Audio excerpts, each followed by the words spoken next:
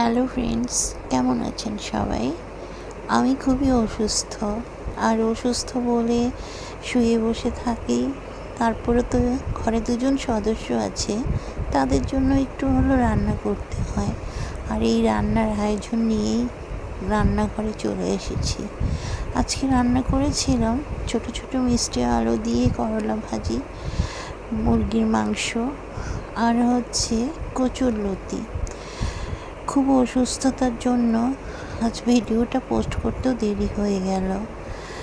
সবাই আমার জন্য একটু দোয়া আশীর্বাদ করবেন যেন সুস্থ থাকি। দুপুরের পরে কখন যে সন্ধ্যা হয়ে গেছে টের পাইনি, কারণ এমন ঘুম দিয়েছিলাম। নার্ভের ওষুধ খাচ্ছি তো, তাই ঘুমটা প্রচুর। যাই হোক, সন্ধ্যা আরতি করার জন্য হাত মুখ ধুয়ে পুজোর ঘরে চলে আসলাম। এই যে সন্ধ্যা আরতি দিয়ে দিলাম, সন্ধ্যা পুজো করে নিলাম, গোবিন্দকে ডেকে নিলাম যে এত শরীর খারাপ কেন হচ্ছে গোবিন্দ, হয়তো পাপের বোঝা ভারী হয়েছে, তাই না?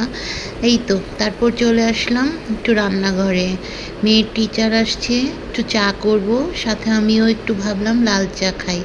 ও লাল চা কেন? দুধ চা পাগল মানুষ আমি, সে লাল চা খাচ্ছি, বোঝেন এবার ঠেলা। ডাক্তার বলেছে দুধ চা খেলে অসুস্থ হলে তার কাছে যেতে না। কি আর করার, বাঁচতে তো হবে। তাই এই তো লাল চা বিষের মতো লাগলেও খেতে বসে গিয়েছি লাল চা। আর